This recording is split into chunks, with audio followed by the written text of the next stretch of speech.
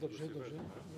Ojciec coś będzie przemawiał. Ja tutaj będę wprowadzał, a teraz pytanie jest takie, czy ksiądz chce mówić stąd, czy siedząc? Nie, to ojciec mi powie, to ja, jaki jest zwyczaj. Nie, to każdy wybiera jak ma takie bardziej większe zacięcie. Normalnie to ksiądz siedzi na środku. Ale ja będę tam. Nie, tam to jest pasy. Dobrze. Aha.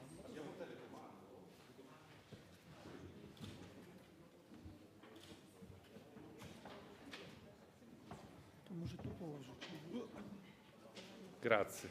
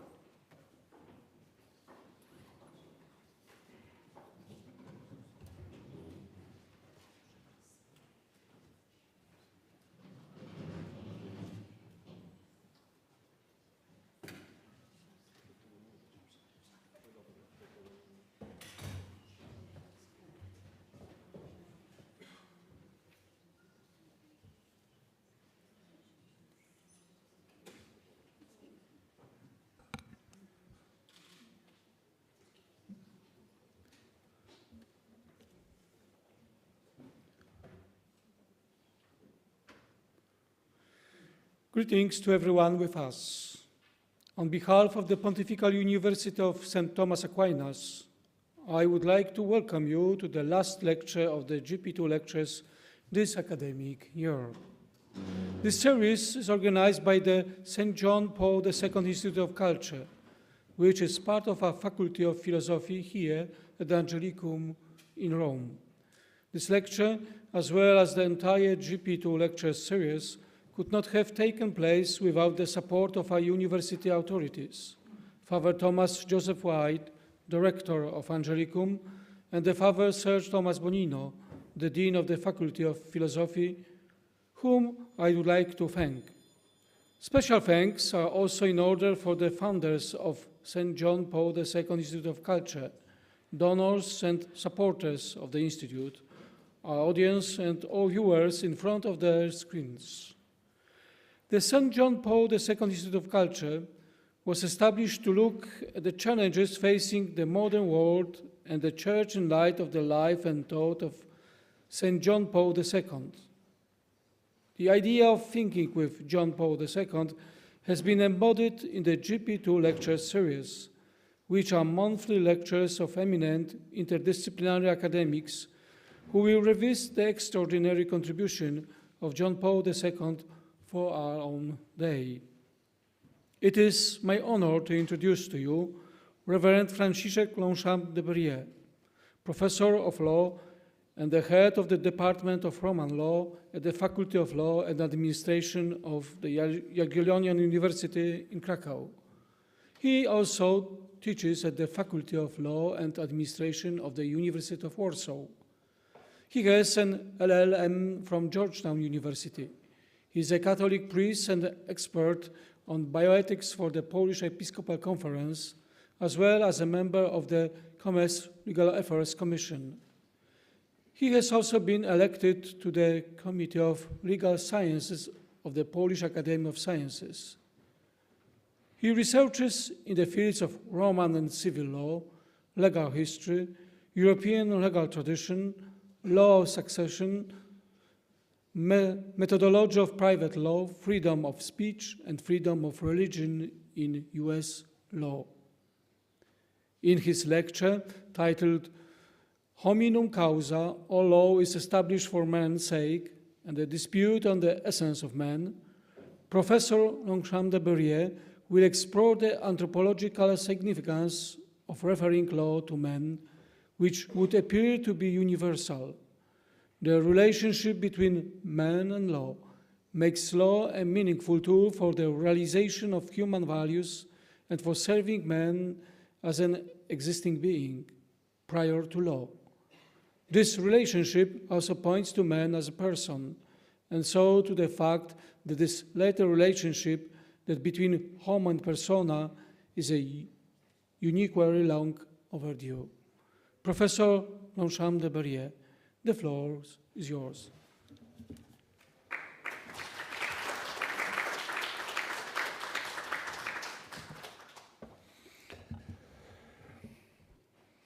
Thank you very much. I'm really honored by the invitation and this possibility to be here and to speak about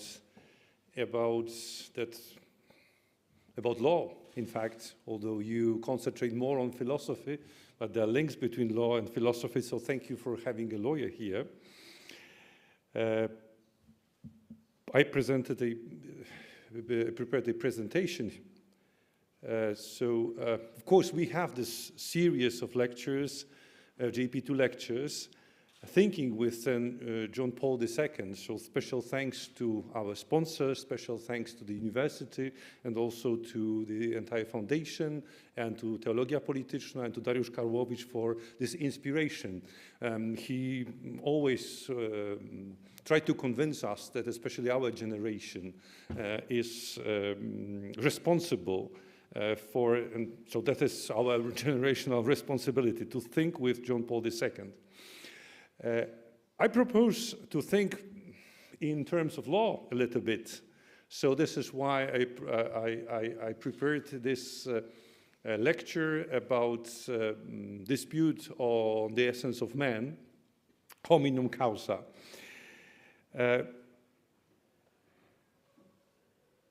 So thank you for having a lawyer here. We are in Rome, and I teach Roman law back in Poland. So for someone who teaches Roman law, is supposed to be a natural ambiance to be here at also at Angelicum, here at this hill where everything started for Roman law. But law is also a part of culture. We prepared this year with the help of Routledge editors and with Emory University from Atlanta, this book that is a part of a series of books about law and Christianity through lives of Christian jurists, of great jurists. And in fact, we prepared that book about Poland, having 20 chapters in this book. And one of the chapters is about Karol Wojtyła, John Paul II. That was written by editor Rafael Domingo, Professor Rafael Domingo, who is professor also of Roman law.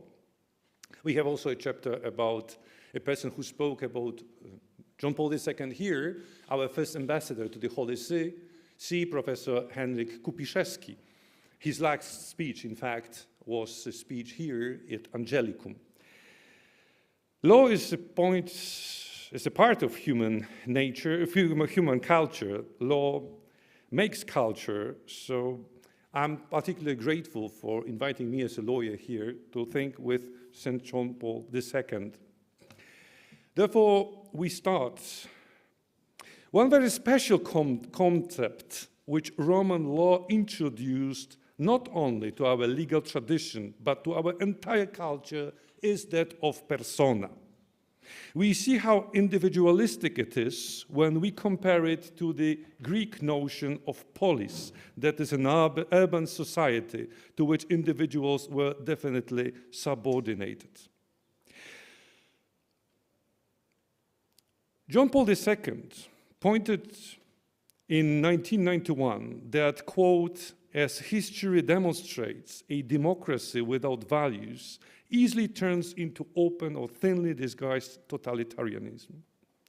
The experience of the enormous change in political systems which took place in the late 20th century Europe led the author of this observation to further comment, quote, authentic democracy is possible only in a state ruled by law and on the basis of a correct conception of the human person, unquote. The first part of this last citation is best known and often repeated. It is the second, however, that touches the main problem of our times, that is anthropology. How should one respect human beings as bearers of rights? Is there any correct anthropology, the only correct anthropology to be used as a basis for law. The experience of discussions with Marxists before 1991 could be instructive with regard to the challenges that any concept of persona and or individual and or barrier of rights has to confront in present times. And by contrast with this, the jurisprudential framework of Roman law could provide a useful, independent perspective on this issue. This is why we take this perspective here. So the main problem of our times is anthropology, as we think about the basis of a correct conception of the human person. The title is Hominum causa. The maxim of the Roman jurist Hominum causa omne jus constitutum sit has various possible translations. Commonly, all law has been established on account of mankind, or even every law needs to be created for the sake of man. So in fact, we have the citation here for two reasons: that this sentence of Hermogenianus, a pagan lawyer, jurist, because this is also the part of the discussion about our book, that in English there is a distinction between lawyer and jurist. We don't use it, for example, in Polish, and I don't consider myself as a law professor only a jurist. I think we are lawyers, and we should be lawyers, and we should consider ourselves lawyers. But this concept of a jurist makes also jurists those who are important for law. That is like Alfonso, the king of Spain, or Justinian, who was not a jurist, but he's very important for law and for our European tradition. This is why we included also John Paul II. But he was not a lawyer in sense of his preparation. He was a philosopher. He got his degree here in this room. But twice he mentioned that Roman pagan jurist. He mentioned him twice in two particular, very special places. These places are Polish Parliament. In fact, this is National Assembly of Poland, that is the lower house, and the Senate together in Warsaw on the 11th of June 1999, but also here. That might be considered even more revolutionary, because the meeting with Italian parliament, representatives of the Republic of Italy, meeting with the Pope of Rome. And also here he mentioned hominum causa omne jus constitutum est, or omne jus constitutum sit. Present tense for law is important. The main question, however, is not about the denotation of translation of this precept, but what anthropological questions arise when Hermogenianus' precept is recalled at the turn of the 21st century. A maxim from a Roman lawyer and an observation from a modern pope both advert to wisdom that is conveyed by legal culture and hence to the history of law and European civilization. Either of the sentences quoted can be read as a statement or a hypothesis, but also as a norm or a command. Each implicitly carries core values and at least two assessments. A positive assessment is expressed by the hominum causa in relation to what affirms and serves man, while a negative evaluation runs through the phrases a democracy without values and turns into totalitarianism. The sentences in question, combination of these two quotations, both from John Paul II, but in fact John Paul II and pagan jurist. The sentences in question come from different areas and from different eras, but from the same civilization. One formulated by a Roman jurist and the other by a Roman pope. Significantly, the latter, though not a lawyer by training, harkened back to the universal-sounding thought of a long-since dead pagan jurist. So it seems that Hermogenianus' observation expresses an enduring concept of the human person possessing the authority of the centuries and in contradiction to the 20th century totalitarianism. So, of course, we can ask about the methodology, because did really, and what really meant John Paul II when he mentioned hominum causa constitutum sit? What is his own and what is related to his pontifical function? So if we make a research, there's a methodological problem, whether it was written by someone to him or he wanted to say it himself.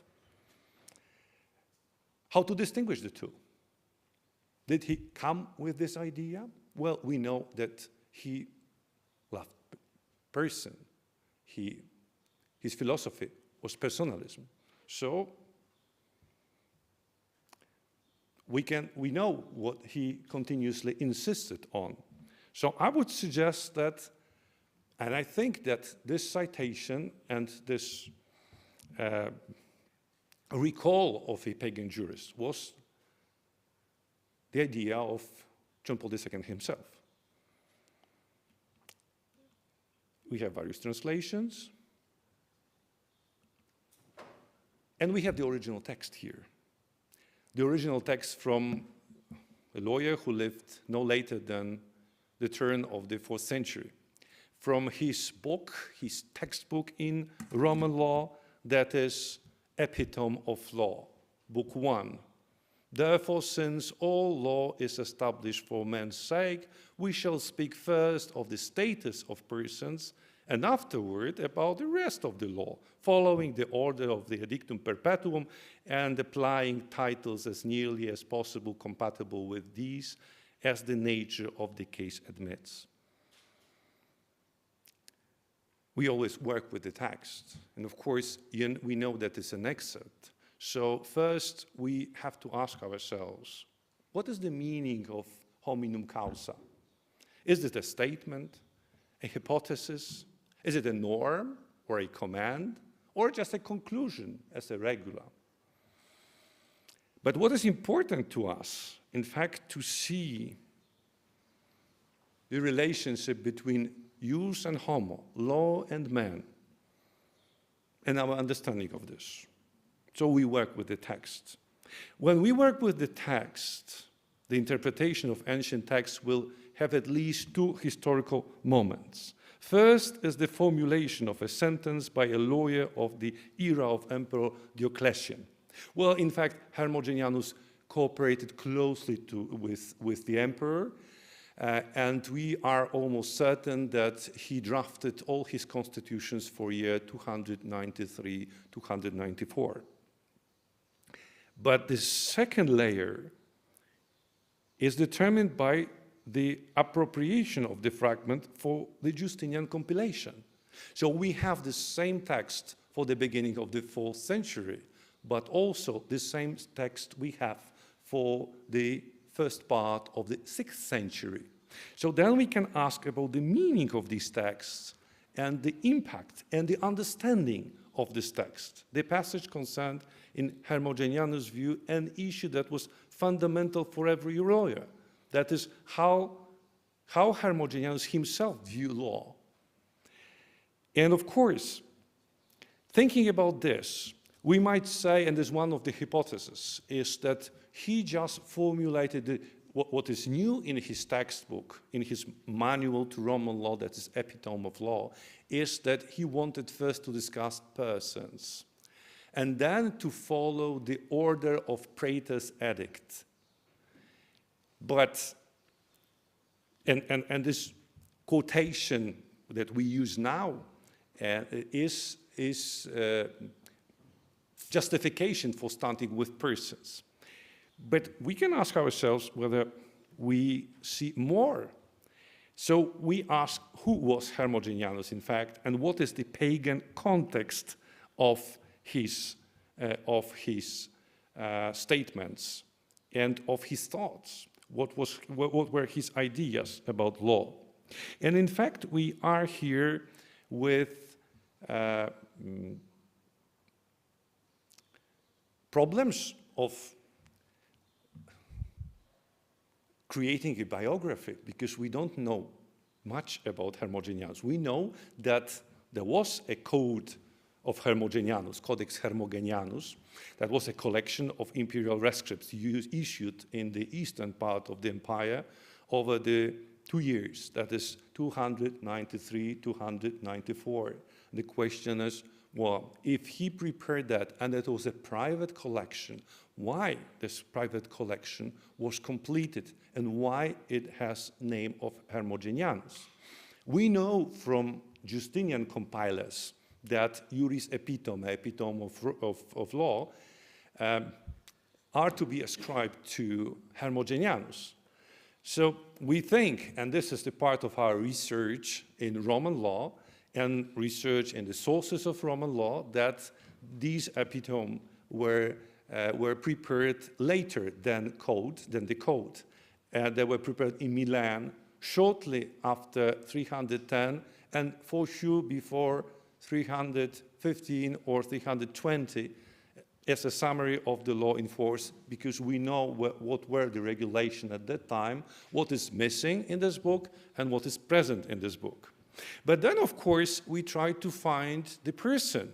So there were rumors that this person, this lawyer, this jurist, was Eugene Hermogenianus, who appears among the prominent persecutors of Christians as a prefectus praetorio in the description of the martyr death of Saint Sabinus, Bishop of Assisi, of Spoleto, during the persecution by Maximian, in the early 4th century. So this is a question. A person cited by Roman pontiff was one who initiated persecution of Christians? When in Brescia in 1983, there was found an inscription inside a building from the 6th century, an inscription which mentions Aurelius Hermogenianus as a man operating at about the same time and place as our jurist. So probably Aurelius was our jurist and not a Eugene. But then we have another testimony about him. An eminent 5th century Christian poet Sedulius wrote with approbation, cognoscant Hermogenianum ductissimum juris latorem tres editiones sui operis confessisse.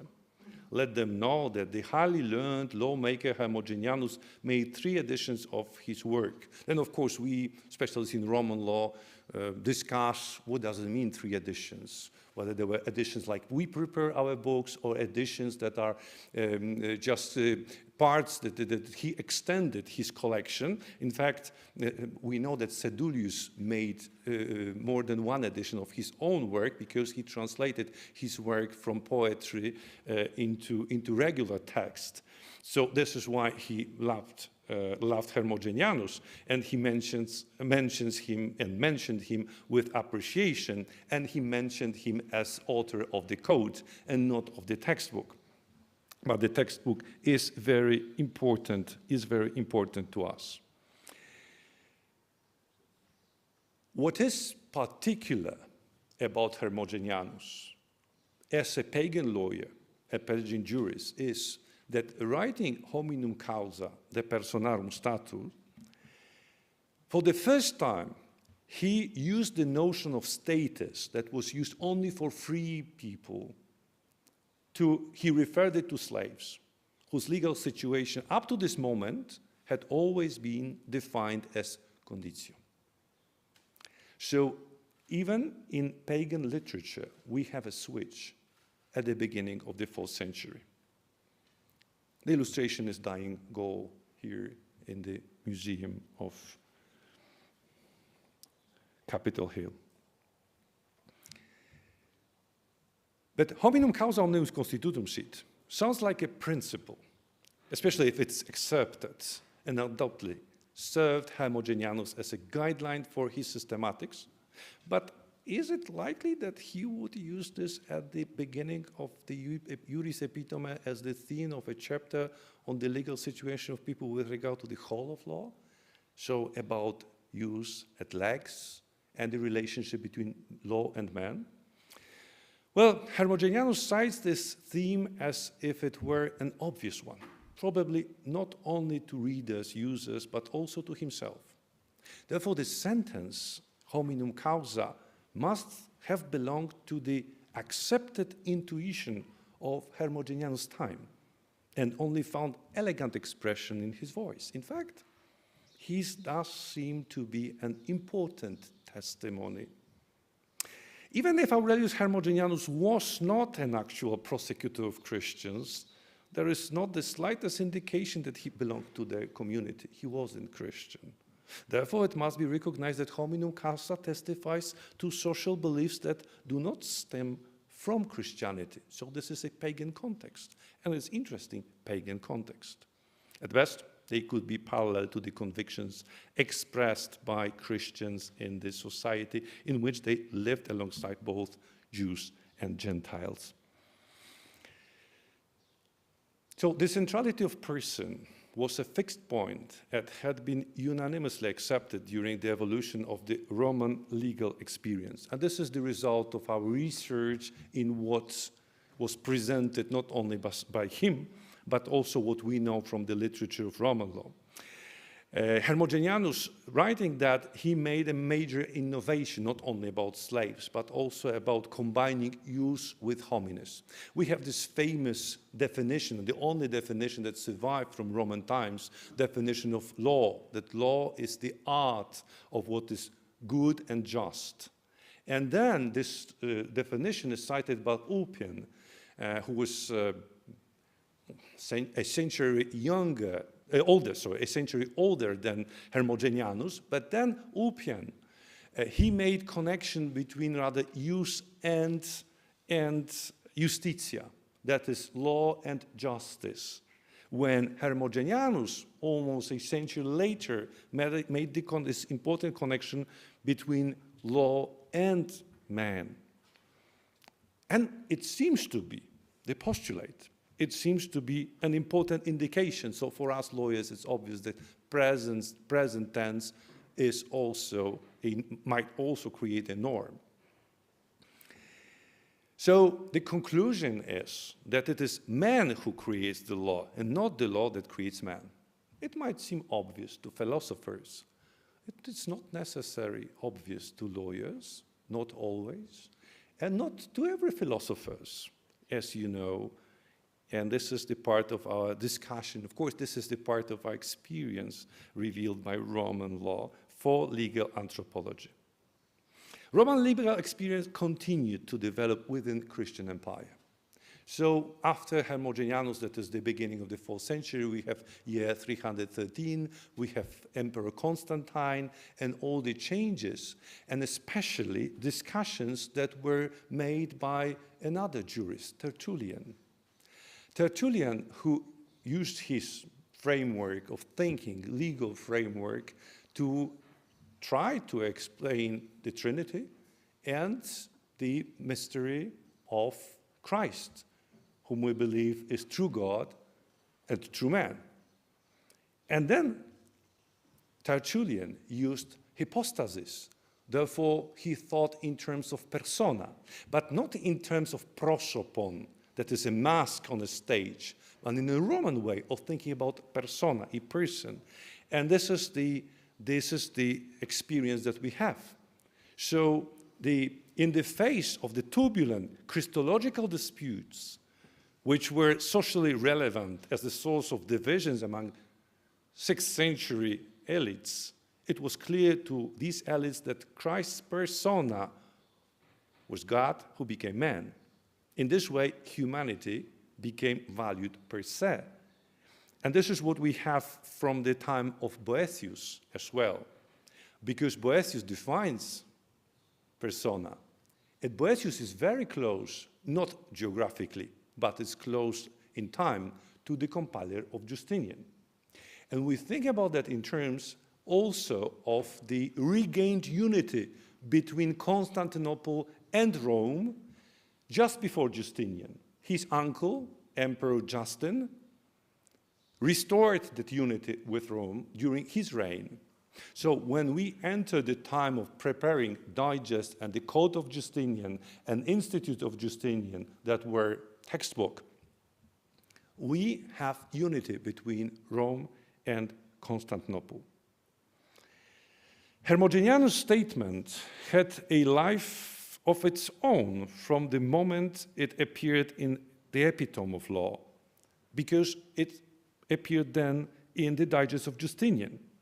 It has been frequently noted that persona was always at the center of Karol Wojtyła's philosophy.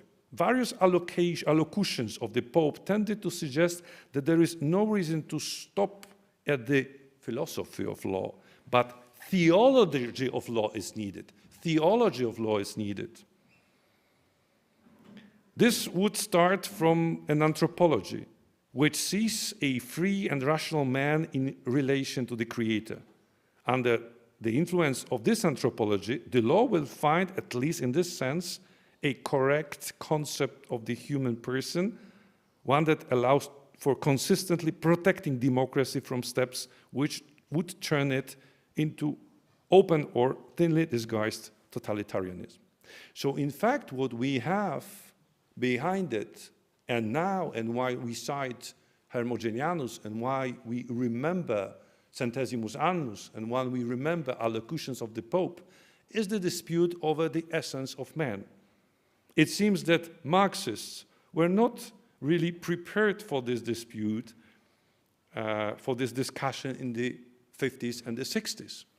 And in fact, what John Paul II comes to Rome with is this experience of the dispute with Marxists that we had in Poland, especially in the 70s. That he was aware of the discussion. Therefore, we have in this memory identity conversation at the dawn of a millennium a story that he tells about what happened in Poland. When the Communist Party came to power in the universities, every form of philosophical thought that did not correspond to the Marxist model was subjected to severe restrictions.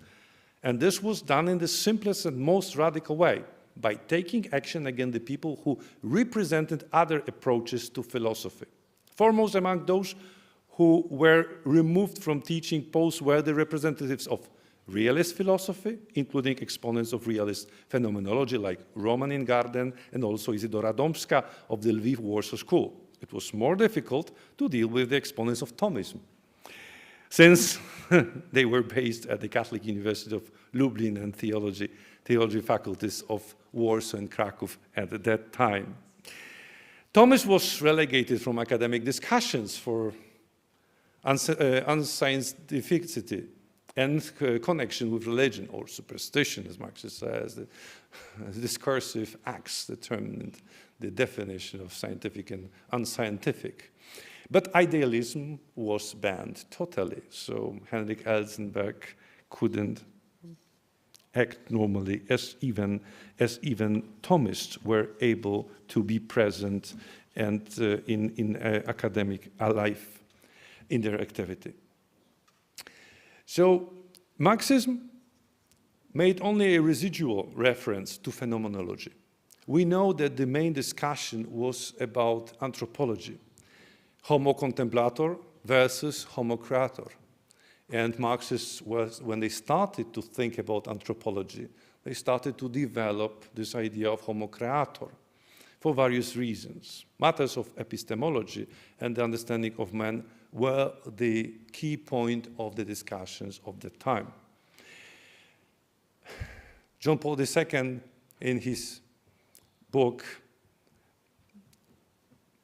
finds obvious what is not obvious for my generation after our education under the communist regime, because for us the Cartesian saying that cogito ergo sum, et non sum ergo cogito, non sum ergo cognosco, he said, well, we have to start, we have to restore what was before, so pre-Cartesian way of thinking. I am, therefore I learn, I acquire knowledge, and I start to think about. So for me, particular book was this book cited here. There's an excerpt from this book, but about Marxist philosophy, Polish experience. The book was published here in Rome in 1987. And this is a collection of chapters, collection of, well, we might say, articles that are testimony of the experience of the debates that we had with Marxism in Poland or under communist rule. And I think it's quite instructive to understand why after 89, when Pope came to Poland, and then when he had this very special meeting with the Parliament of Italy, he mentions Hominum causa as an important statement that makes us to think about anthropology, in fact. So the core of the controversy was over anthropology and the understanding of man. This is how we can understand it, even being lawyers. Marxists consider man to be a social, historical being who, in cooperation with other people, creates himself and, in practice of everyday life, guided by basic life needs. It is man who creates his world, which is no longer a world of pure nature, but a human world. Ładosz writes, man has neither within himself nor outside of himself any ultimate meaning, goals, or values. Therefore, man himself creates the meaning of his life and gives its value. You understand that indicating Hermogenianus, who is pagan, not even Christian, who says, no, man creates law, not the law creates man, is very different. For Marxist, man is a biological being who co-creates himself and transforms his surroundings into things for himself. Everyone agrees that the present man is not happy, writes Kamiński, on our side, let's say. Therefore, they seek the liberation of man. Yes, Marxists. In fact, Kamiński gave only a draft of his article. He didn't make a full article in this book. Marxists, and as its anthropology observes, that man is constantly and has always been enslaved by his own creations and products. So man should be liberated from these products. Therefore, he should be liberated especially from religion, that is human creation. Okay, so if law is human creation, should man be also liberated from law? Well, Marxists wouldn't agree on that, because the Marxist positivism, well, they use positivism because it served the purpose. In our discussions, Marxism, in its doctrine and practice, will always tend to postulate the liberation of man from various dependencies. These will be primarily dependencies of God, on objective truth, on the unchangeability of human nature, an obfuscation of the truth about himself. Practice is to become the criterion of truth, wisdom of the stage, of the situation. Human freedom is knowledge and the ability to put it into practice by force or authority. According to the current Marxist conception of man, this is our observation on our side, the individual continues to face and adhere to society with the entire breadth of his being. He is a man, but a collective man, and not a man person who is at least to some extent independent from society or superior to it. You know why Marxists wanted to ban also Roman law. In Thomism, man is the subject of action, while in Marxism, action will be the principle and source of man's subjectivity. Here we have the ring, the bell of St. Thomas Aquinas. And in fact, while it is clear that there is no society outside of people, Marxists also believe that there are no people without society at the same time, and therefore the relationship of an individual with society is dialectical. Quote, man has nothing human that he would not take from society. According to Marxists, that's what interests me here, man must be understood as part of a collective, a component, as in the Greek polis, where he loses his identity and separateness entirely to the community to which he is subordinate. Well, Roman law cannot exist. It cannot agree with this.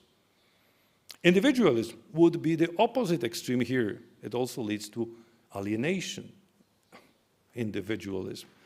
Well, but in Roman law, we also have this concept of domus.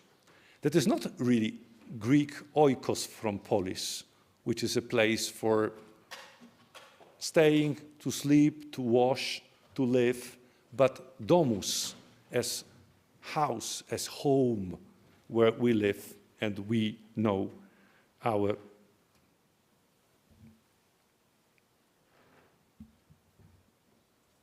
purpose. We think about ourselves. We try to understand why law is what we create. So the anthropological significance of referring law to justice and law to man would appear to be universal. No doubt, it remains instructive also for democracy. So this is why we have the citation from Centesimus Annus, 1991.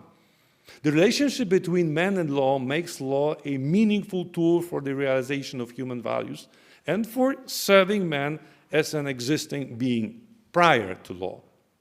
This relationship also points to man as a person, and so to the fact that this latter relationship that between homo and persona is an inquiry, long overdue. So, being closer to the conclusions, I don't know whether you agree with me. You would agree. We will have discussion here and questions.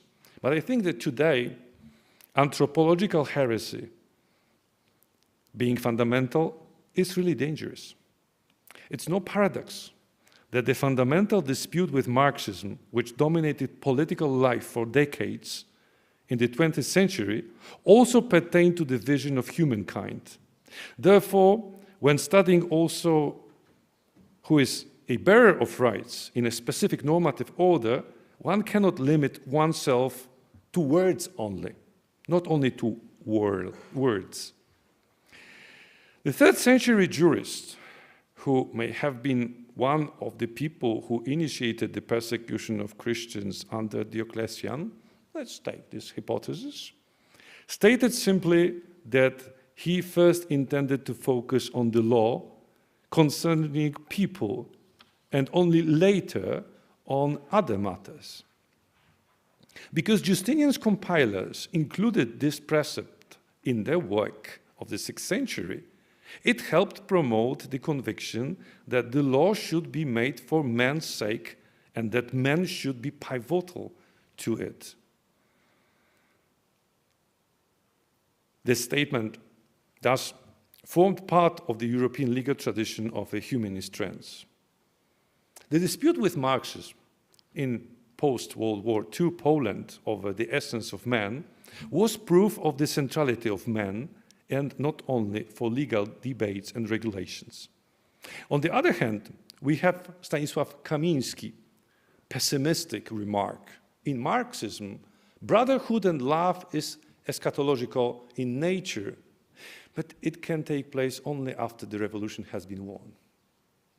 Well, I started to study law in '88, so under communist regime, and I remember Marxist jurisprudence. I learned Marxist jurisprudence where revolution is a part of thinking about law.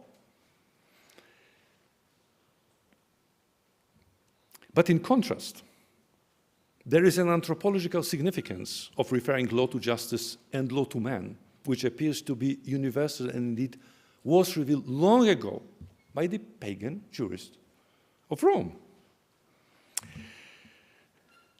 Their concept, Roman concept of persona as an individual who is a bearer of rights was and is to be accepted not only by those who are open to the Christian vision of man. Respect for human beings is indeed now and only in the future, and in practice everywhere, not only in societies committed to a democracy with truly human values. No Marxism, neo-Marxism seems to be a real danger today. This is also, or above all, the problem of anthropology. We remember what Hermogenianus said. We have this inscription of the pillars of the Polish Supreme Court. And we find this observation important. I think I'm quite convinced, and I don't know what you think, I'm convinced that legal experience as an experience of real life of a community, of life of individuals, because we have to regulate. So we have to know what is the reality. Not theories are important to us lawyers, but the reality of life and needs, because law is to regulate everyday life.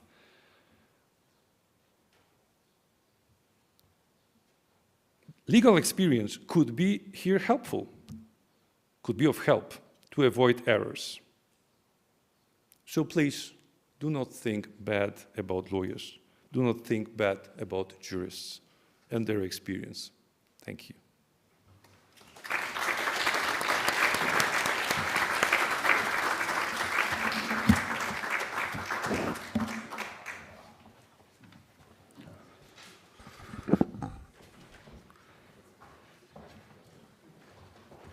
Professor Longchamps de Bérier, thank you very much for your lecture. And now we still have a time for questions, so please use the microphones.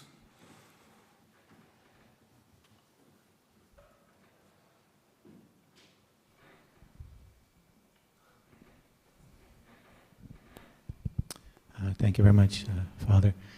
Father, was there any concept in Roman law of the natural law? You mentioned that quotation there that man makes law, law doesn't make man. But is there a concept that law, in a sense, does make man, but the natural law makes him to be fully human? Or was it just that there's just positive law, that these lawmakers make these laws, or was there something behind it? There's something more fundamental, something like the natural law in Roman law? Thank you. To say, well, to use this expression, we can find this expression, jus naturale, in Roman legal texts. And this notion is particularly developed and discussed. We find it also in Gaius' works, that is between 140, 160 AD, obviously, and especially in the Severan dynasty lawyers, that is Ulpian writings. So then the discussions are about the nature, how they understood nature, whether nature is nature of all animals, so we are animals and we are part of this, or the nature is a special nature of human beings. But then, of course, we can think about it. But we can think about it also in terms of justice.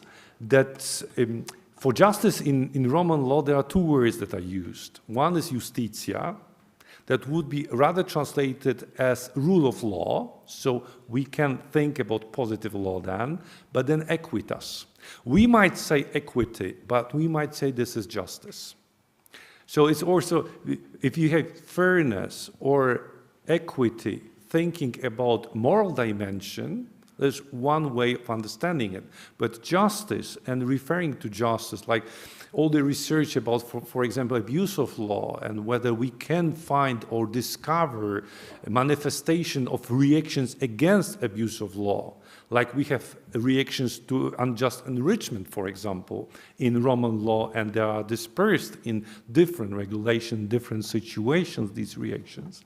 So we can also, in this notion of equitas, find something that refers to what is anthropological in our understanding of law and what is just, what we consider just, not only fair, because there are elements that could, like hominum causa, before hominum causa, some regulations that might lead us to something that we could call procedural justice, for example.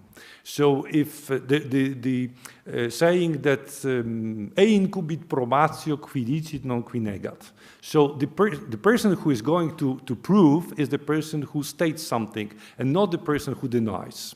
It's obvious. It seems obvious. Like it seems obvious that it's better that you are not judge in your own case. We think about it in terms of only the procedure, but in fact, well, we are not good judges in our cases. Of course, we basically know better than others what to do, but sometimes there are moments in which we really don't know. These are rare moments, but there are moments when we don't know. And it's better to ask someone from outside, better than to just to use a coin and to decide by fate what to do. Because the other person, the person from outside, might have different sensitivity, different view, less emotions. You know, medical doctors, when they perform operation, they don't perform these operations on their members of their own family. Because then, if something goes wrong, you live with this.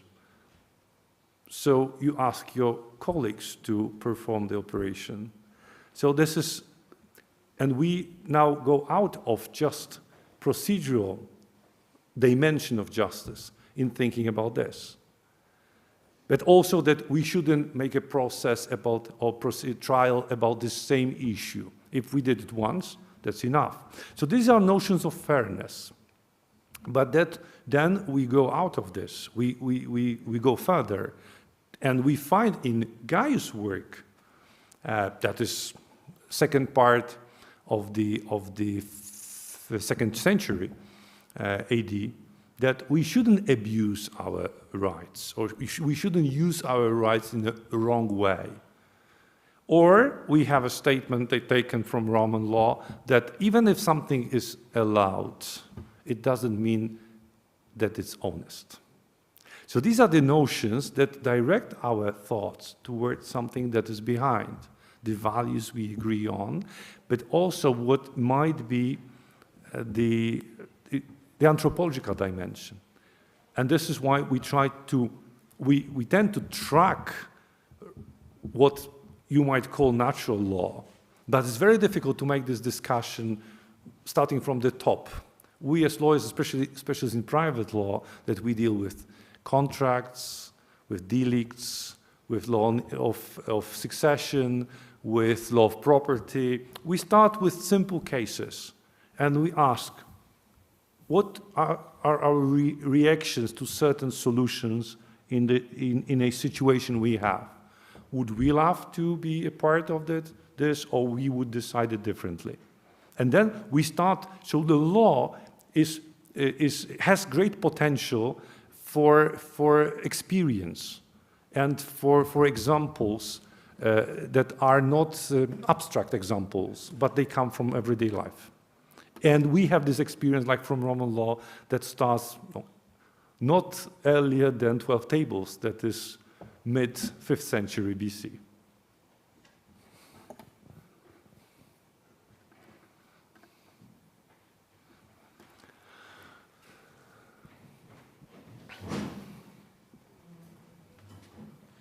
Thank you very much for your lecture.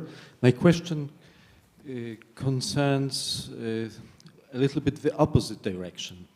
So because you spoke about the influence to some extent of Christianity on Roman law, so with this concept of person and this discussion concerning persona, but it has something to do in this process of development of this anthropological understanding of law you tried to present to us.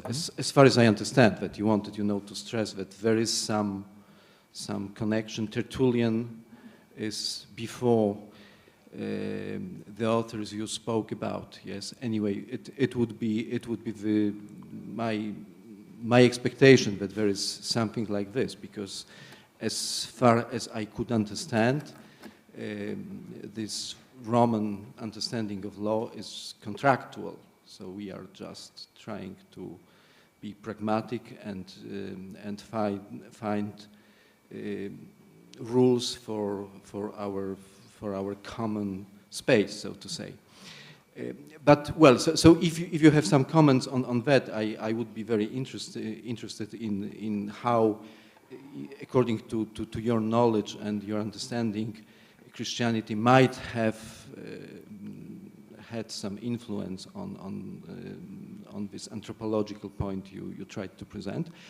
And but my real question is coming from the opposite direction. So I would I would like to provoke you a little bit and ask you what, according to your understanding of Roman law, we lost, for example, in the practice of the Roman Church. What might we today rediscover on the basis of Roman law, for example, today? Yes, thank you.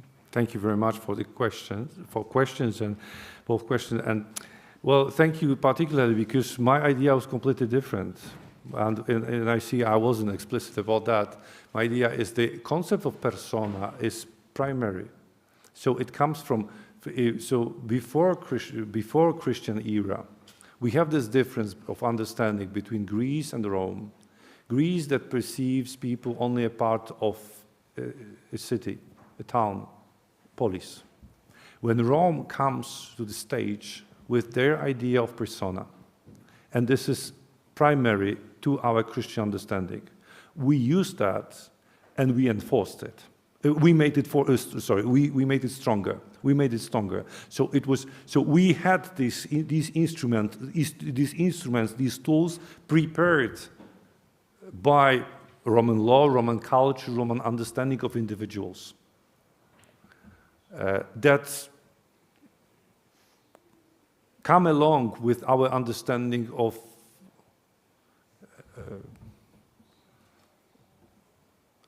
our names inscribed in the book of life, that we are called by name. And then, of course, there's a huge discussion within the Roman law world of scholars about the influence of Christianity on Roman law or Roman law on Christianity. There is a book of 3 volumes of Biondo Biondi, Diritto Romano Cristiano. There are books. I recently prepared an article, a chapter about the only specialist in Roman law in Poland who sincerely believed in Marxism. There was a professor who graduated from Moscow University in 1911. He became professor in Russia in 1916. So we say pre-revolutionary Russia. It seems that the group he came out of was the group of pre-revolutionary liberals. He returned. He didn't return to Poland because he was born in Siberia. He was Polish, but he was born in Siberia. He came to Poland in 1923 or 1924, and he started to teach in Warsaw, in the Free University of Warsaw, Wolna Wszechnica, and also the University of Warsaw.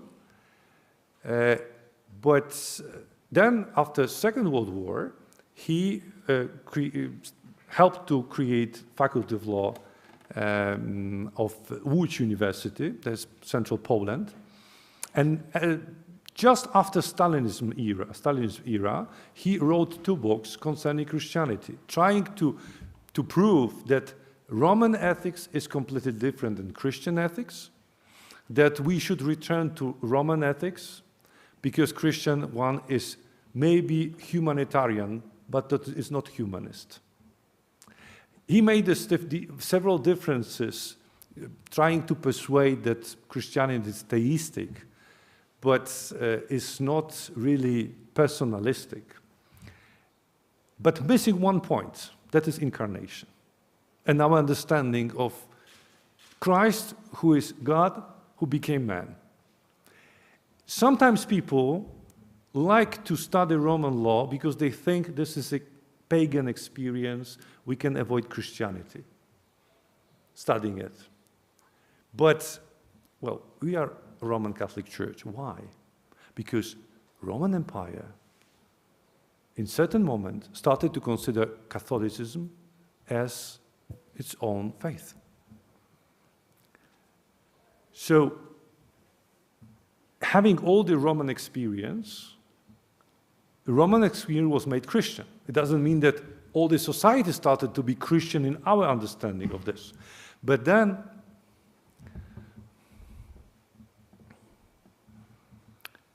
in English, anachronism is always negative, I understood. So we use anachronistic way of evaluating what happened, the changes that appeared at the time, and what happened at the time. But this person, I referred to professor of law, who was the only Marxist. He believed that, Boris Łapicki, he believed that when Christianity started to be connected with state, so especially in the time of Emperor Justinian and his compilation, Christianity lost even this humanitarian dimension. So there was, for the sake of promotion of faith or imposition of faith on others, that Christianity lost. So even this humanitarian dimension. Also, discussions were at the time of when Marxism was popular. We can be sure that this discussion will continue. And of course, in the realm of public law, that is organization of society, there is a lot to say about influence or power. But if we go down to what we say private law and what we really teach as Roman law, we call it like in epitome of law in this textbook or the institution of Oppian, we talk about persons, marriage, contracts, torts, delicts. We talk about property, inheritance, and sometimes it's very difficult to show influence of any religion or ideology. Why? Because there is an anthropological experience that we have. Well, we are similar as human beings. We accept certain solutions, regulations, norms, and it seems to be quite universal. Therefore, law for this might be, an experience of law, might be also a way of checking whether our understanding of man is the correct one, and an understanding of society is the correct one.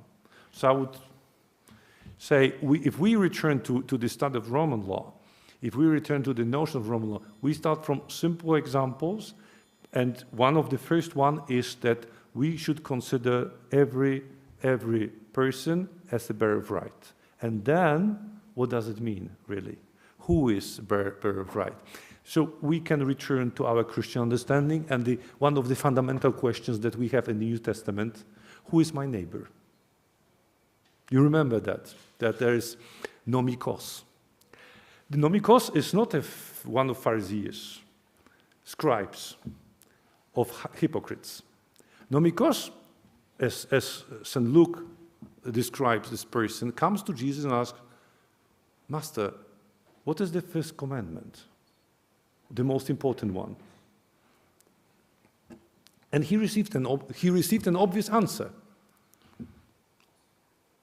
And then you might say, well, to divert attention from how simple was the question, he makes the fundamental question. Okay, but who is my neighbor? And then we have the story about the man who descended from Jerusalem to Jericho, who was robbed and left wounded. And then the concept of neighbor. Who is my neighbor? Is an immigrant my neighbor? Are Samaritans our neighbors? Are unborn children our neighbors? Are embryos? Everyone of us here was an embryo. Are embryos our neighbors? How should we behave? And of course, we pass from that to the standard. We have a new standard, that is standard to love each other like Jesus loved us. So then, this is what Rome accepted. So it's an objective standard, not subjective, to love another like you love yourself. That is a part of natural law.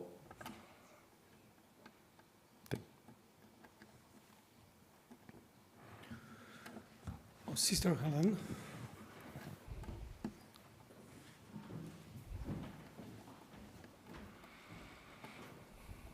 Thank you very much for your lecture. I was intrigued by what you said right at the end, that still Marxism is a very big threat to our understanding of the human person, if I understood correctly. Yes. And I would be intrigued to hear you say why, because I think there's obviously many threats to the human person today, but I wouldn't have put Marxism as one of them right now. So I'm interested to know what you meant by that. I could think of transhumanism, or I could think of gender or ideology, which I would say is as much to do with extreme liberalism as it is to do with Marxism, and of course perhaps we could say the two things are connected. So maybe there's some interesting example you could give us that would help me understand better what you were trying to say. Thank you. Well,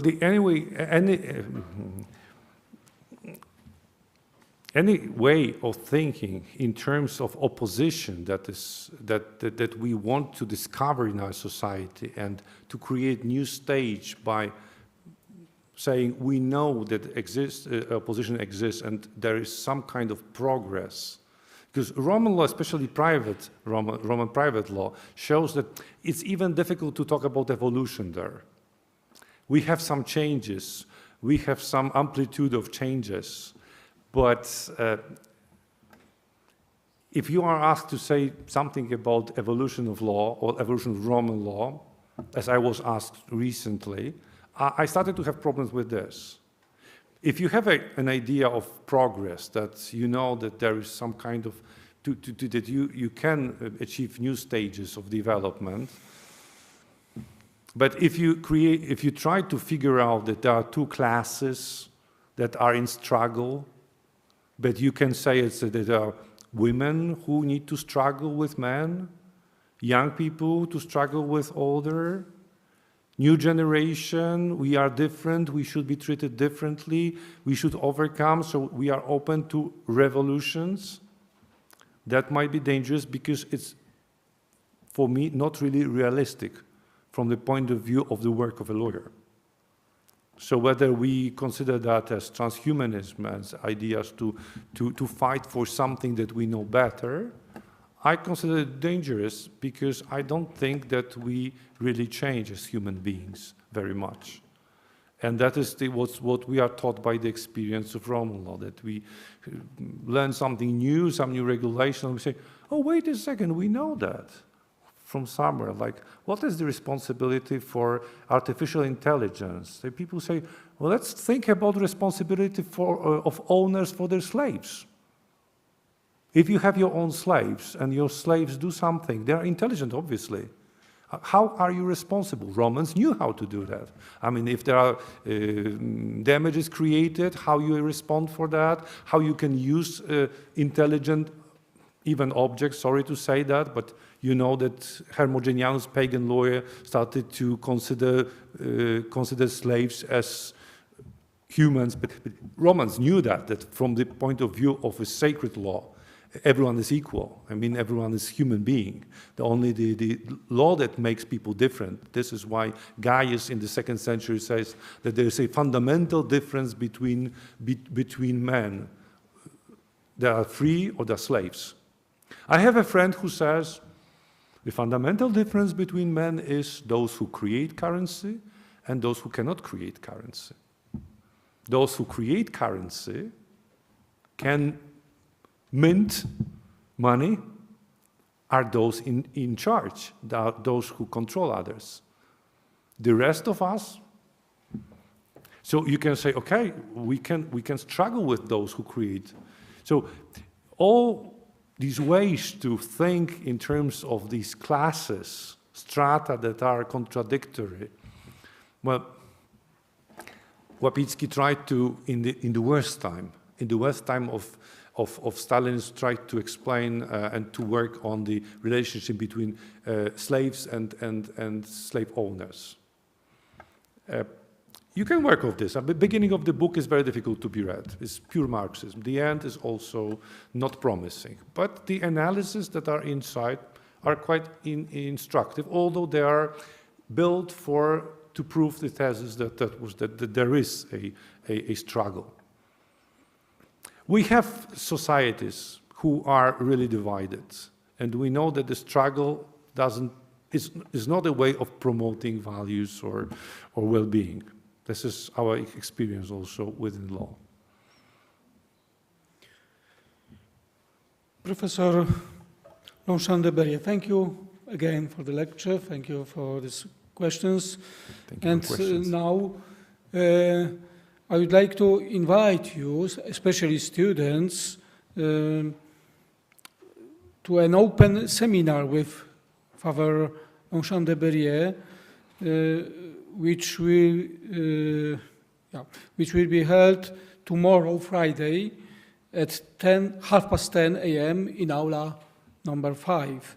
And now, very cordially, I'd like to invite you to the performance of Karol Wojtyła's play, A God's Brother, which was prepared by our students and under the direction of Professor Jarosław Kilian.